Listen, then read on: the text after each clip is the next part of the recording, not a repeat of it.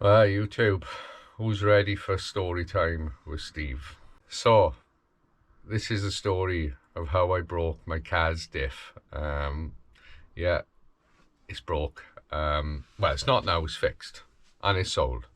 And I've got a new diff.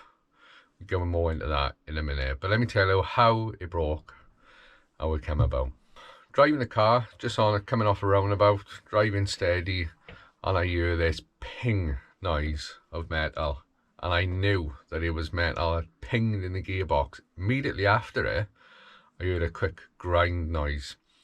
I didn't breathe for the next 10 seconds, and I just let the car freewheel, and I was waiting for the crunch and grinding noise. I knew something had happened in the gearbox. I was 100% something had happened in the gearbox. But nothing else happened. It drove perfectly fine. I had about 10 miles to get home.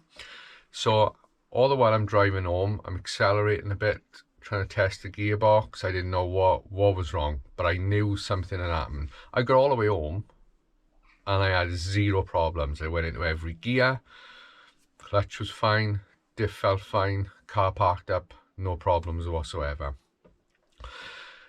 While I was driving, first of all, I was 100% something had gone wrong. But then I started thinking after, well, it drove perfectly fine for the next 10 miles. So I started to think, well, was that noise something I drove over on the road? You go through these scenarios, but in the back of my mind, I knew something wasn't right. I think I know enough about cars to know that there was an issue underlying somewhere. But, you know, in the back of my mind, I'm trying to be hopeful everything would be fine.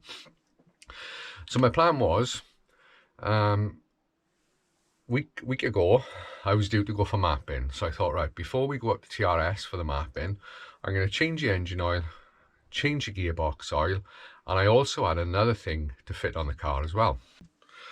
Now, Collins Performance sent me one of the gearbox mounts. Now, you know that I've tried to bodge my own while I was finally getting myself a decent one. So the plan was to fit this along with the oil.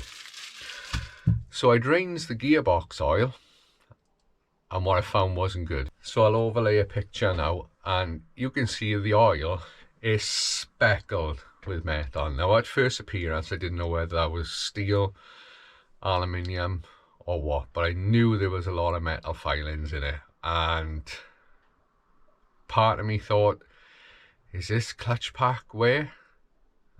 Because, you know, my first plated diff, but I thought something's not, this is worse than what it should be. I pulled the box and out it came. So I didn't film none of that process. I've shown you all that before in previous videos. So what I'm going to do now is just insert 2 videos that I filmed to send to Richard of the damage that I had found. Right, well, it's all apart, and if you look around, I don't know if you can see there, but I can see all tiny fragments of metal. And then somewhere along here, I pulled out a little piece, can't remember what it was, but then it came along here and found that. So it was definitely the right decision to take it apart. I gotta find where that's come from. It may not even be the diff, might be the gearbox, but to be honest with you, I would think that the diff can be in a good shape, but I'm going to start pulling things apart now and try and find out what it is. You can see there's a piece of metal on there, so it would have been stupid to continue with this. I'm not sure if that's, I don't know. Well, I'm going to take a look around now and see what I can find. Right, so just looking at this casing, and this is even worse. If we can see the gouges all around there. I can see a hot spot on top of that bearing. Something has not been happy in here. I'm guessing a piece of metal has broke off, jammed in there, spun round. What an absolute nightmare. It's a status update time, and I have thoroughly cleaned that box, inspected everything the best I can. I've washed it all out, sprayed it with WD-40. Now I've got some oil in there and been wiggling that through the gears to wet it all up. That's obviously just the piece that broke off, but anyway, damage I found on this cog here, that correlates to here where the burn mark was. So that burn and a little bit of a mark is actually in the bearing race. Didn't get into the bearing's fine. So obviously that was wedged up. Now there is some slight nicks on the end, but what I've been looking at is where the main ring gear meshes, it's below the top, so it's below the damage line, even though it's nothing anyway, it's just sharpen them a little bit.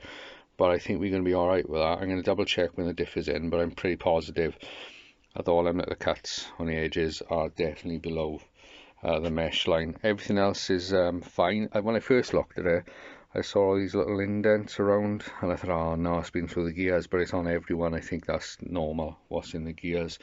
This tooth, you can see in here where it sort of just went through, sort of like that. Let me give you a light.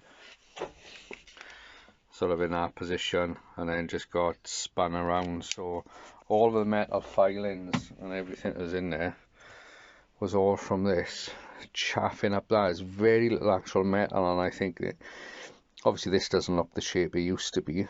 It's got some marks in it from the edge of that rubbing up against it, so the edge of that rubbing up against it. So yeah, it's not the best of health, like, but yeah, overall it's looking good. Gears, everything is smooth. So I'm actually going to save this box. I'm going to save myself a bit of coin and try and reuse it.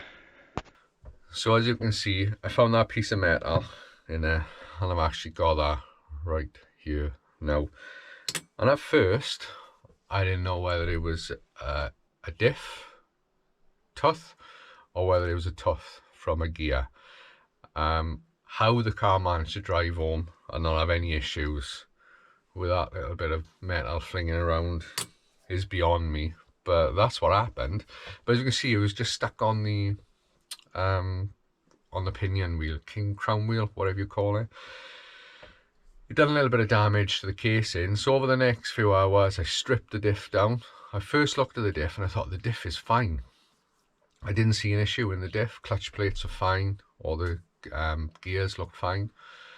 Started looking at the box and I thought, well, it's got to be a box. The tooth had come off a box. I couldn't find it. So I'm having a phone conversation with my brother, and as I'm just talking to him, I happen to pick up the cog and spot something I had missed earlier. And what I saw was that, see, there's a tooth missing on a gear from the diff.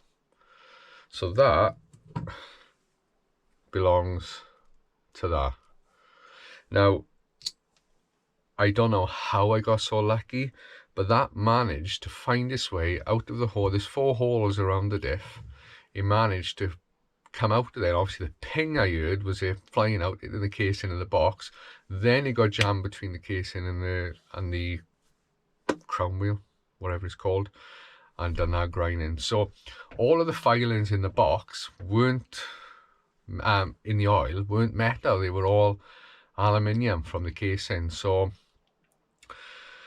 I then thoroughly cleaned, checked every gear on the box, went through everything, and it is in pristine condition. I had a slight little bit of a wear on the crown wheel, but it was outside of the mesh area, just on the edge. Just put a few marks in it, and the corresponding one on the box, where it had sort of wedged on the outer casing, but none of them were in the meshing point, so it was just marking around the edging of the gears. So what I've done is the box is all ready to go back in the car. So that takes me down to the story of how I ended up with a new diff. So I phones up part box, who's called Rsport. They pretty much supply almost everyone in the UK with car parts, and as they're the KAAZ dealer, I sorted out replacement parts. I spoke to Paul there, and he said, don't worry, I can sort it out. I get the parts that we need. So I bought the parts to fix the diff. And while we was talking, I said, I'd love to have a CUSCO. And he said, you know, we could sort out a deal on a CUSCO. And I thought, well, I'm going to put the KAAZ back in because I don't want to spend any more money. So later on, I thought, I wonder how much they do a CUSCO for. So I got in touch and I said, Paul, I said, what's the deal on a CUSCO? He put together a deal for me I could not refuse on a CUSCO. Now, the CUSCO is apparently the best you can buy to put in a Fiesta ST box, and I just thought, I'm gonna do it. I'm gonna buy one. Box is out now, I might as well do it. Now was the perfect time to do it, so I bought it. CUSCO turned up. I didn't film putting it in. I had to re-shim it. If you remember in the previous video, I had to take the standard shim out and go to a 0.3 shim. With this diff, I had to go back to the 0.5. So the box is back together. The CUSCO's in. It's 1.5 way. I haven't taken it apart. That's as it was set up. But as I said, with the KAAZ has been sold. The new owner knows everything. I filmed everything, filmed all the damage. He's had that. He's happy to take it on. And I say the diff is rebuilt. It's in perfect condition. That's gone, so don't message for that. So where we pick up now is I've got to get a box in the car and then put things back together, put new oil in. The Collins Performance rear mount can eventually go on, and then I can start enjoying the car because I've got a track day coming up soon, so I'm under a little bit of pressure to get this thing back together. Right, so this is what I got rigged up pretty much like last time. The winch puller with the chain going down to the box, and then try and winch it up and try and hopefully get it in easily. But when you're on your own, you've got to use what you've got.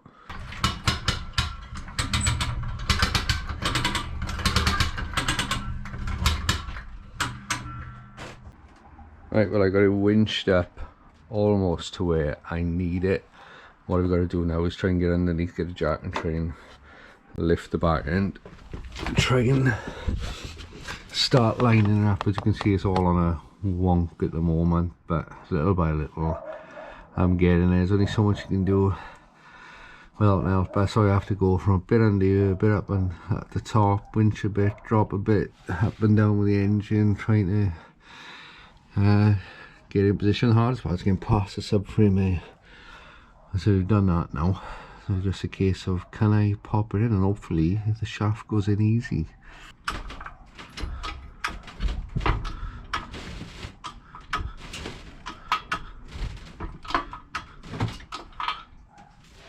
Right, well, I'm skipping him on a little bit now, and I've got the box in. That's all bolted up, torqued up, top mount is on, drive shafts are in. So where I'm at now is gearbox mount, the Collins one, so I've got to be done. All the top side here, battery, brackets, gear cables and things like that. But the box, it's quite time consuming to line that spline up, but eventually I managed to do it. I'm ready for this Collins mount now, and I'm looking at it and I'm not sure how I got to put it together, but I think sandwich washers either side there. I'm thinking now that obviously goes there, and I think maybe that takes up the slack there, goes there, but we'll suss that out as we go.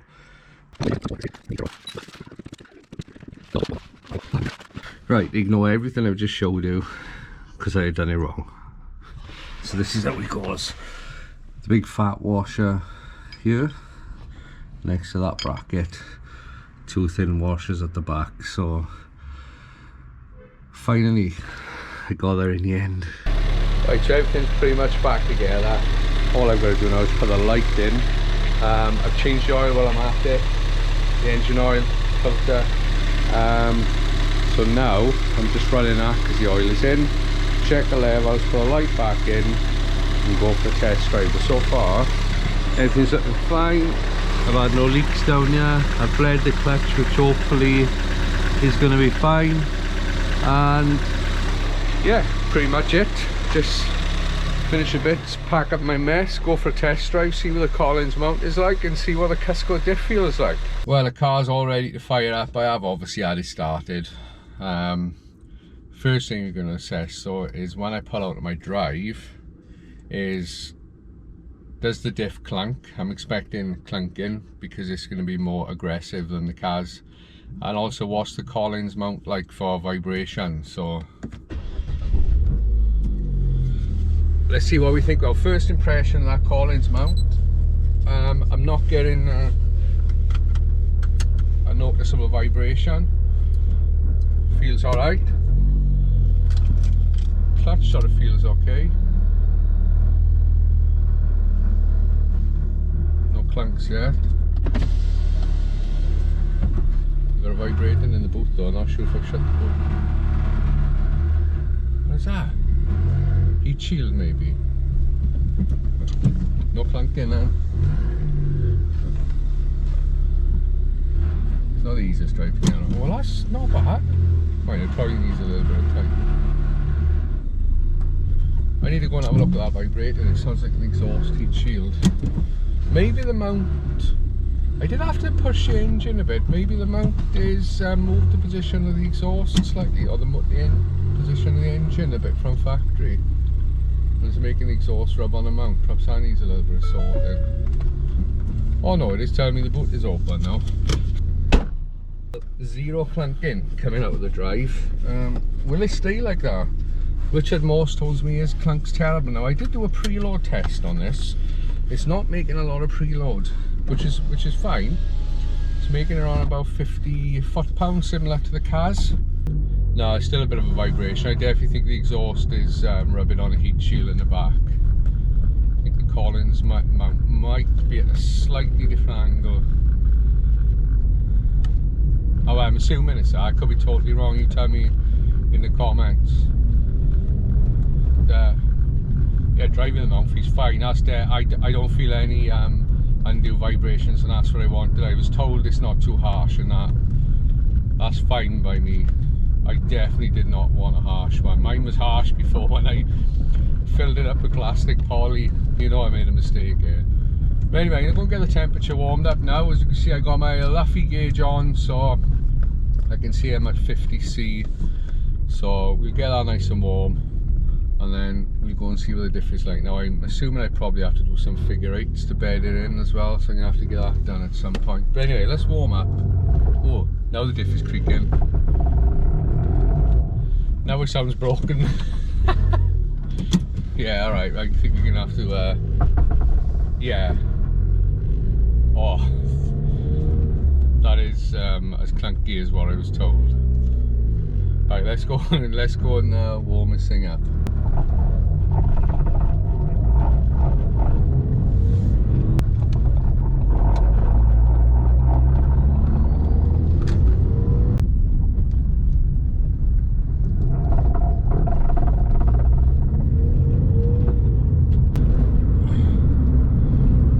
So what I will say is I've done a couple of roundabouts and tight turns, and the clunking is bad, but this is like Motorsport spec, a CUSCO diff. This is aggressive. Now in the last video when I put the KAAZ in, you know, I was blown away by the grip over the corners. I haven't done much of that yet because this one needs a bit of a braking period, and the shock and excitement of it is not going to feel the same. That was my first experience of a plated diff, so I'm not going to have the same enthusiasm, but for track I know this is going to be a lot better. I haven't even tested it. I haven't put my foot down on any corners. I've just been doing some steady roundabouts. So my overall impression so far is this is not a diff for a car that you want to do Sunday drives in. It is not. Right, we'll go around and see what I can do for you on a roundabout just by ear. And see what you think now. So if I'm just coasting, it's not too bad. I put my foot down. No, you won't hear that.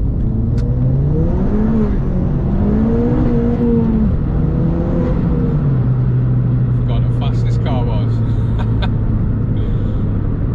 It has lit up both tyres. But yeah, on the tight turns, the clunking is quite severe, and I can't see that changing. That's just what you expect from a true plated clutch. Now the KAAZ was a Super Q, so it had the WPC treatment on the plates, which calmed everything down and made it road friendly. This one is just go fast on the track, and I don't care what you think of it on the road type of diff. But yeah, it sounds like your car's broken, and I'm pretty sure that everybody who hears me parking my car up is going to think my car is broken. But that's okay.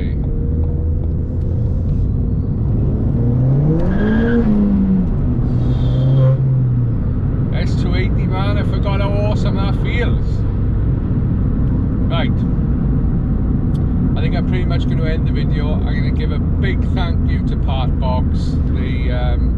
They helped me out with the supplies for fixing the cars. Thank you so much, Paul.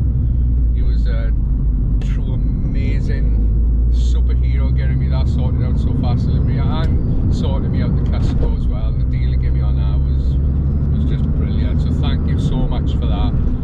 Thank you to Collins for sending me the rear motor mount. It is exactly what I want. It is not too aggressive, and in fact I can't really tell I've changed the mount. It feels that good, so I'm really impressed with that.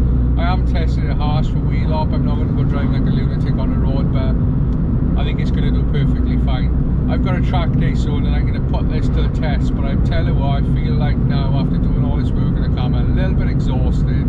I'm a bit mentally exhausted, but I'm glad to have it back running. So thank you all for watching.